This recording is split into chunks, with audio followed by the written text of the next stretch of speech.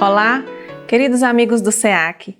No vídeo de hoje nós teremos uma vibração musical com Rafaela Caires e logo depois uma preleção de Anne Caroline acerca do tema A Infelicidade Real. Nós esperamos que vocês gostem, que curtam este vídeo, que se inscrevam no canal e que tenham todos uma semana serena e tranquila.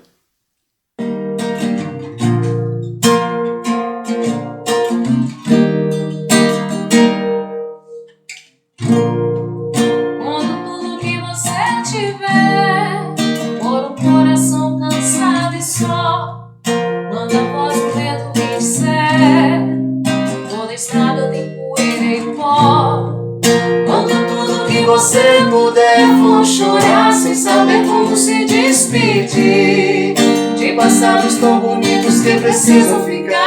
Quando o tempo nos exige seguir, quando o frio lhe couber nas mãos e calar for o que convier, quando o mais importa é ter razão e a verdade é só de quem souber. Persista na semente que ainda não floresceu. Não deixe de amar só porque ninguém viu. Revele-se em tudo que te machucou. Verás que a luz do dia sempre te abraçou.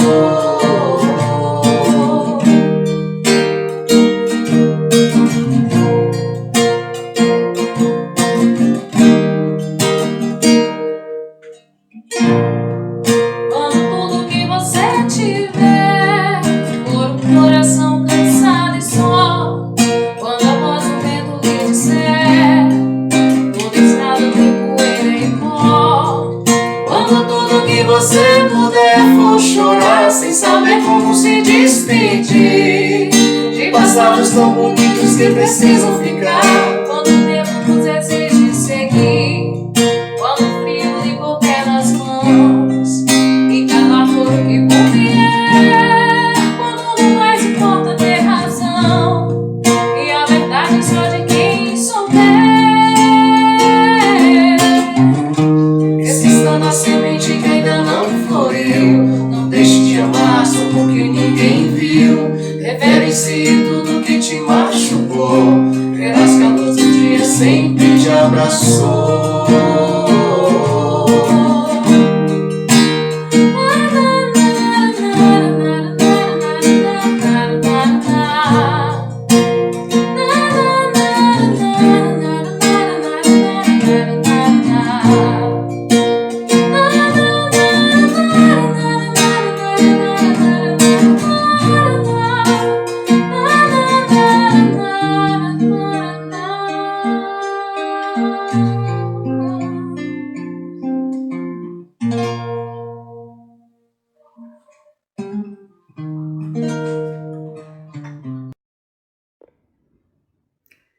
Caros amigos e amigas que nos acompanham aqui pelo canal do Centro Espírita Antônio Cruz, que a paz do Mestre Jesus permaneça conosco, hoje e por todo sempre.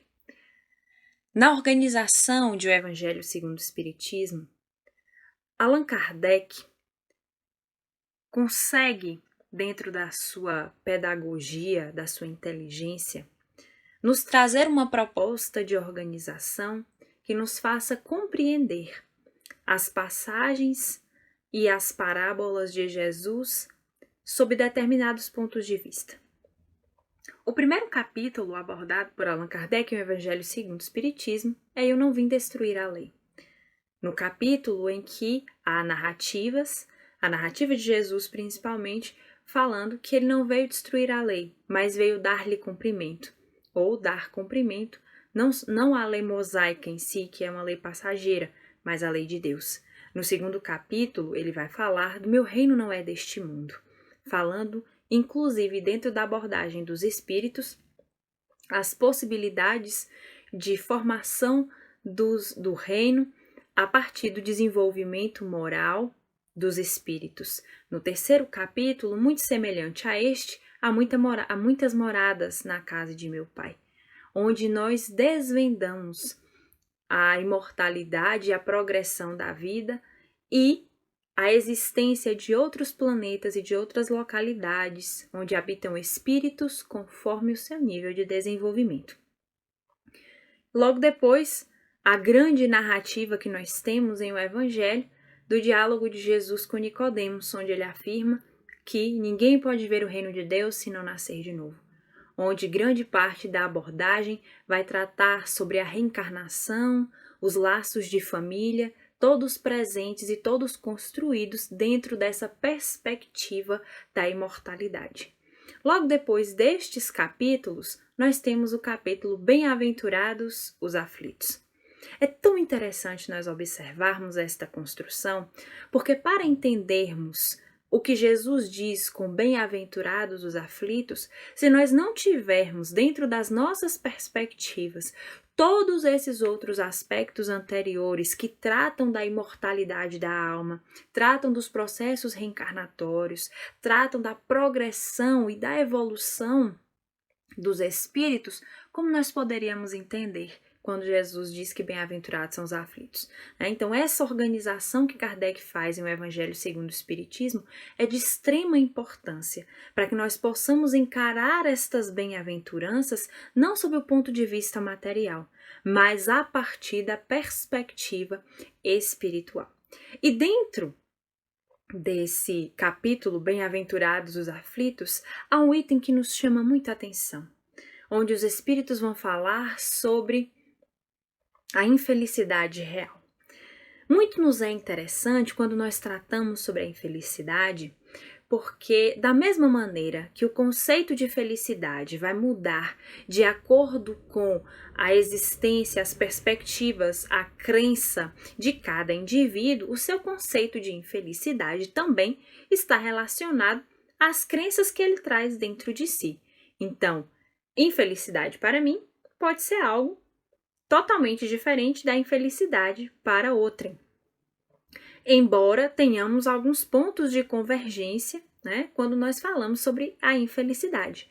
Um exemplo disso é que aqui no Ocidente, a perda, o afastamento temporário dos nossos entes queridos, o afastamento carnal, físico dos nossos entes queridos para todos nós é algo lamentável, é algo que nos traz uma infelicidade. Porém, saindo daqui, indo para o Oriente, nós vamos encontrar crenças onde este momento ele não é um momento de tristeza, mas um momento de celebração.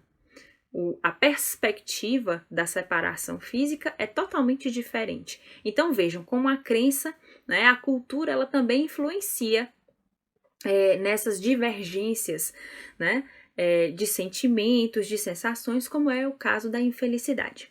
Porém, o que os espíritos nos propõem nesta passagem é analisarmos o que de fato vem a ser a infelicidade real.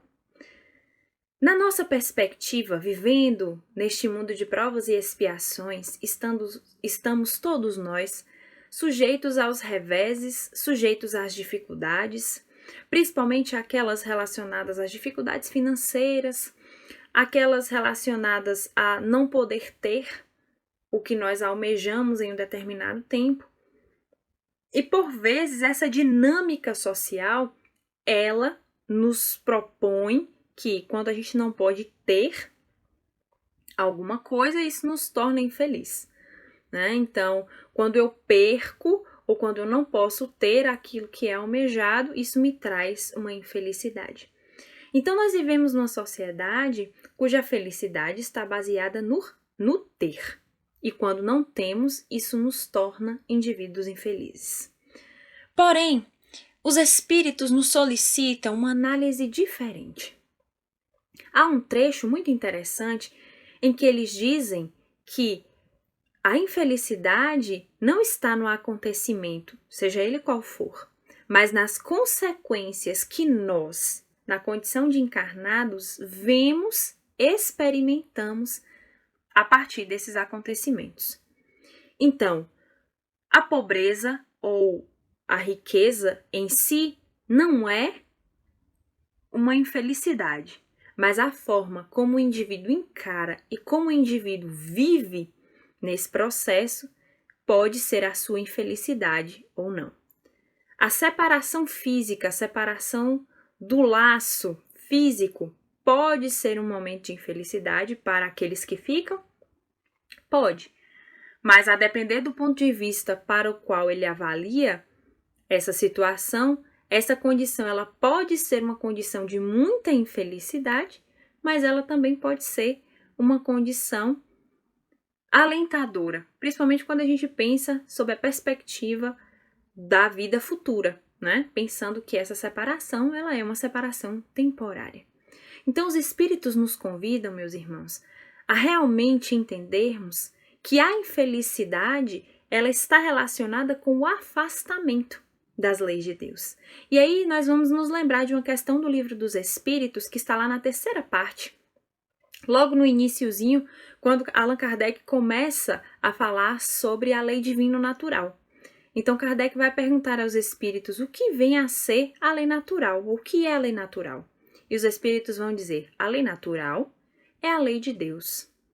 É a única, olha só, é a única e necessária para a felicidade do homem. É ela que diz o que ele deve fazer e o que ele não deve fazer.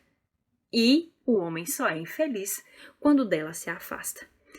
Então, quando os espíritos nos apresentam uma perspectiva de infelicidade real, toda ela é baseada no afastamento do espírito dessas leis de Deus. Quando nós damos vazão, quando nós damos abertura para a vivência, para o gozo indeterminado, excessivo de prazeres que nos afastam dessa lei, isso sim seria a infelicidade real. Porque, se pensarmos, nós estamos num planeta de provas e expiações e que tem passado por grandes modificações, mas nós somos ainda indivíduos não perfeitos, somos ainda indivíduos que têm muitas falhas e que estão num processo de aprendizado. E como todo aprendiz, cada um de nós vai encontrar dificuldades pelo caminho. Porém, como aprendizes, nós podemos olhar podemos ter duas perspectivas diferentes. Pensando que aquela dificuldade que se impõe naquele momento é uma oportunidade para o aprendizado, entendendo que aquela dificuldade é uma dificuldade real, porém transponível, ou nós podemos entender que aquela é uma infelicidade, um infortúnio que nos aconteceu, entrarmos numa zona de lamentação e dela não sairmos mais. Mas, porém, os espíritos nos alertam e nos chamam à reflexão para que nós, mesmo com todas as dificuldades que se nos apresentam no nosso dia a dia, tenhamos o bom ânimo e realmente percebamos o que vem a ser essa infelicidade. Porque quanto mais próximos nós estamos da lei de Deus, mais próximos estamos da felicidade. E Allan Kardec depois vai perguntar, e onde é que estão escritas as leis de Deus? E os espíritos vão dizer, na consciência. Ora, se não são essas dificuldades que se nos apresentam, não gratuitamente, né? Não podemos dizer que foi Deus quem colocou lá gratuitamente, mas que a nossa construção, a construção dos nossos caminhos nos levam a essas dificuldades, né? Sendo, portanto, necessárias para o nosso desenvolvimento.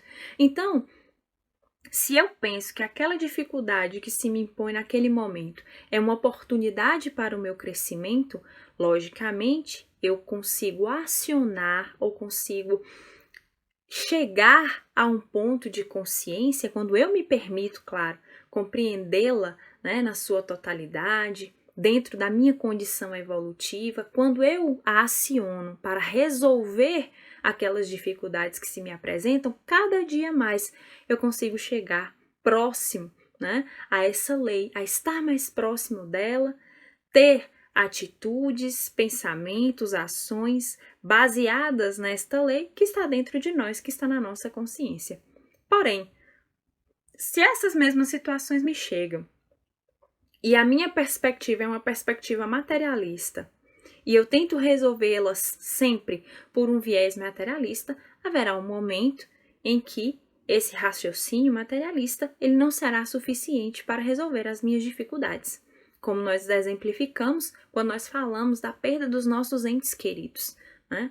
Quanta dor O indivíduo que só vê apenas a matéria pode guardar dentro de si, pode sofrer ao longo de seus dias por não conseguir avaliar a morte sob uma outra perspectiva. E Jesus nos convida a todos para esta reflexão. Quando ele diz: por que andais preocupados com a vossa vida, pelo que haveis de comer, e com o vosso corpo, pelo que haveis de vestir?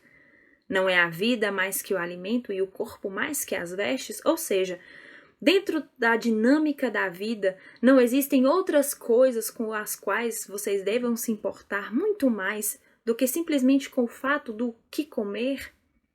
No que diz respeito ao cuidado com o corpo, não existem muitas outras providências a serem tomadas do que gastar grande parte do tempo só pensando no que haveis de vestir?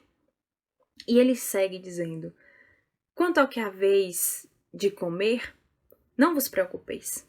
Olhai os pássaros do céu.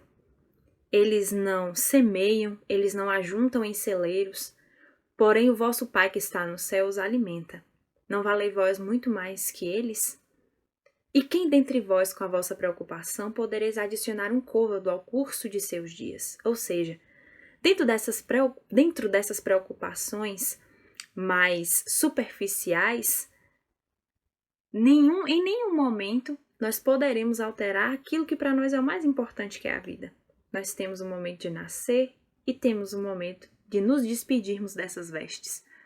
E nesse interregno não contará o que nós vestimos ou o que nós comemos, mas o que nós fizemos para que essa existência valha a pena, o que nós fizemos para que ela realmente fosse proveitosa para nós e para os outros.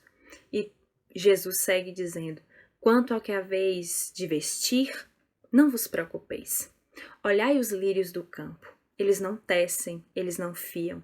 Porém, eu vos asseguro que nem Salomão, em toda a sua glória, jamais se vestiu como qualquer uma delas. Se Deus veste assim a erva que existe hoje para ser jogada ao fogo amanhã, não vestirá também a vós, ó homens de pouca fé? Por isso, não vos preocupeis dizendo: o que comeremos, o que beberemos, com o que nos vestiremos? Porque dessas coisas se ocupam os gentios. Mas buscai primeiro o reino de Deus e a sua justiça, e todas as outras coisas vos serão acrescentadas. Longe de fazer uma apologia à pobreza gratuita, porque Jesus entende a necessidade do trabalho, entende a necessidade de nós vivermos em comunidade e termos a condição de podermos caminhar, de podermos viver bem neste mundo. Jesus pede para que o nosso olhar ele seja um olhar mais amplo, ele seja um olhar para além da matéria, ele seja um olhar que dentro da nossa existência consiga contemplar o que de mais importante e o de mais essencial ela é, para que assim nós possamos encarar as dificuldades das nossas vidas não como infortúnios, porque de fato não são, mas para que nós consigamos encarar as dificuldades pelas quais nós vamos passar como oportunidades de crescimento. E em situações como na dos dias de hoje, em que nós vemos grande parte dos indivíduos passando por situações de miséria, enquanto outros tantos esbanjam riqueza, quantas e quantas vezes nós não nos pegamos com sentimentos ou com desejos de ser igual, ter a mesma coisa, ter um pouco mais, estar na mesma situação, mas nos lembremos, existem provações que são muito mais difíceis de encarar, existem provações e existem condições que talvez nem nós sabemos que se temos ou não a capacidade de passar por elas com uma moral íntegra. E isso se dá também, meus irmãos, com a característica ou com a aprovação da riqueza. Esta é a que o mundo mais traz como importante e talvez seja a mais desafiadora para todos nós. Porque a riqueza no nosso mundo, juntamente com o poder, abre portas para usufruirmos de prazeres excessivos, de prazeres fisiológicos. E como nós ainda temos muitas dificuldades em termos o controle, né, sobre as nossas necessidades, então ela acaba muitas vezes nos afastando.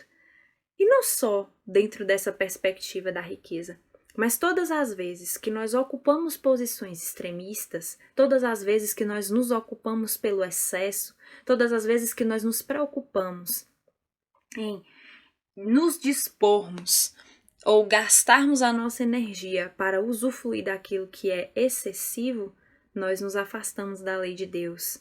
Nós colocamos o nosso corpo e a nós mesmos, almas, espíritos encarnados, numa condição de distanciamento. Então, que nós possamos viver a nossa existência sempre buscando o melhor para nós, mas também procurando entender os desafios que nos chegam, procurando entender a nossa posição social, a nossa posição econômica, a nossa posição no mundo de uma forma diferente. E que desta maneira nós possamos, então, encarar as provações como de fato momentos de aprendizado e que possamos dar graças sempre que pudermos, porque todos esses aprendizados eles têm um único objetivo, nos fazer crescer. E nesse processo de crescimento, a cada dia, nós podemos chegar mais perto de Deus. Então, sempre que uma dificuldade for vencida, que nós saibamos dar graças. E sempre que uma nova dificuldade nos chegar, que nós tenhamos bom ânimo para encará-la como um aluno encara um conteúdo novo, como um aprendiz encara uma nova oportunidade de crescer e saber mais. E assim, nessa busca incessante, possamos estar em contato com Jesus, em contato com Deus. E não nos esqueçamos, jamais estamos desamparados. Que possamos nos lembrar do doce e meigo Rabi da Galileia, quando ele diz: vinde a mim, todos vós, que estáis cansados e oprimidos, e eu vos aliviarei. Porque nenhum processo de aprendizado é fácil. Mas ele continua dizendo: buscai o meu jugo e aprendei de mim, que sou manso e humilde de coração, porque o meu fardo é leve e o meu jugo é suave. O convite é para que cada um tome a cruz que lhe é própria, para que cada um tome a virtude e as suas próprias dificuldades, mas que continue seguindo e seguindo com Jesus. Que assim possamos todos nós seguirmos com Jesus hoje e sempre.